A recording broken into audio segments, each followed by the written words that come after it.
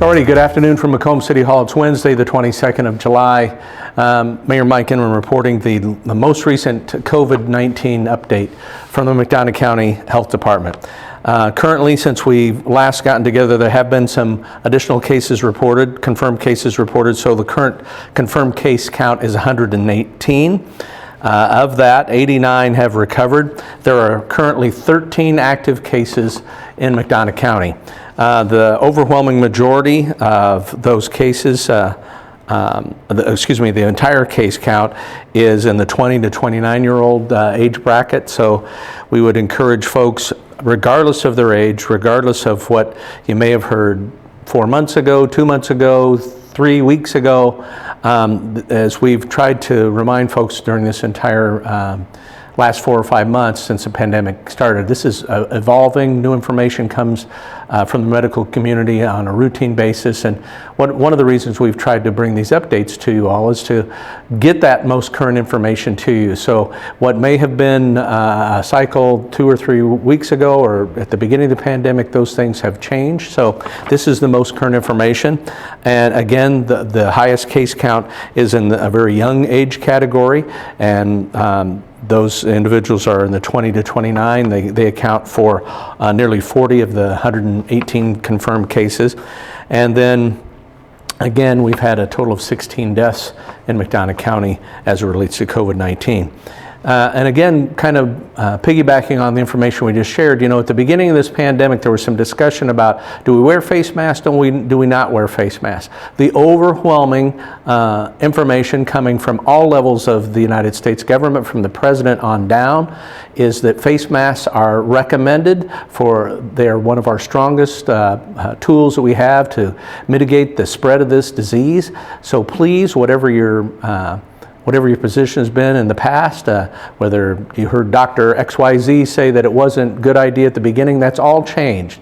The overwhelming data across not only the United States, but around the world is that face coverings are essential to mitigate the spread of this. Some data as current as yesterday said that if 95% of the population wore face masks in the United States, we would have this under control in the next 6 to 8 weeks. So that's how important face coverings are, and you've heard me ask you to participate and be active in that. And this is again a sincere request.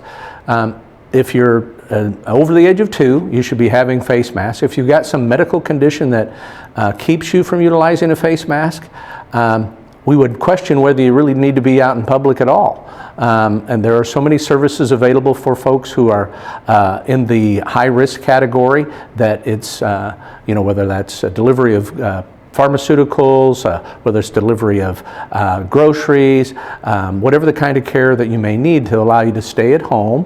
We would encourage those folks in the high-risk category that are not able to wear face coverings, that maybe that's a real option that you need to explore so that you are not exposing yourself to becoming infected with COVID-19. And for the rest of us who are capable of sustained use of face coverings, it's incumbent upon us to do that.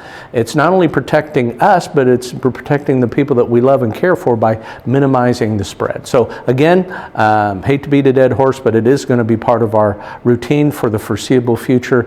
And again, there's multiple sources of information indicating that this is one of our most effective ways of limiting the spread of this. Face coverings, hand washing, social distancing. And when those are all incorporated, we have a great probability of stopping this virtually in its tracks, to the point where cases that are on the extreme uptick in whether it's California, Arizona, Texas, Florida, again breaking numbers and the number of breaking records in the number of reported cases during this past week.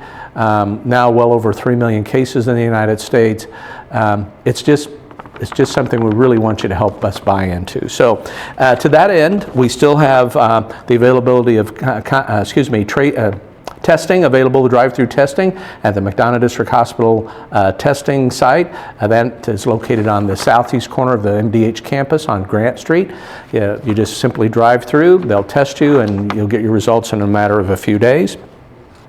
There's also information that we want to share with you, and that'll be on the screen here in a moment, about convalescent blood collection through the Mississippi Valley Regional Blood Center. That's still a helpful way of, a useful way of participating in helping people get recovered who have been infected. And then we also want to share some information about, again, this past Friday we had the passing of what many in our community termed a native son, and that was Reverend Dr. C.T. Vivan, a Presidential Medal of Freedom winner, an outstanding person in many regards, but a lieutenant to the Reverend Dr. Martin Luther King during the Civil Rights Movement in the late 60s, early 70s, a true giant voice in racial and social justice issues, not only in the United States, but around the world. Reverend Dr. Vivan passed away last Friday. You may have the opportunity to watch his funeral service live stream from the Providence Baptist Church in Atlanta tomorrow morning, Thursday the 23rd. It'll start at 8:45 a.m. local time.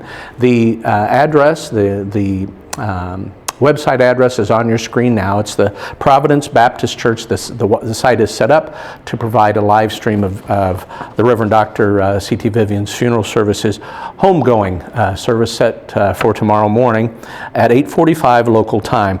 And then this Sunday, this coming Sunday, the 26th of July, the local branch of the NAACP under the direction of President Byron Shabazz and the men of Alpha Phi Alpha Fraternity Incorporated will have a local celebration here this Sunday, 3 p.m. at Reverend Dr. C.T. Vivan's homestead site located at the corner of Mechanic and East Adams Street, roughly the 700 block of East Adams. There'll be a tent, there'll be transportation alternatives available. 3 p.m. this Sunday, the community is welcome to participate. There'll be social distancing, and mask wearing will be a requirement, but an opportunity for us to here locally to gather and commemorate the life of a true American hero. So, again, wear your face mask, social distance, wash your hands, and until next time, thank you.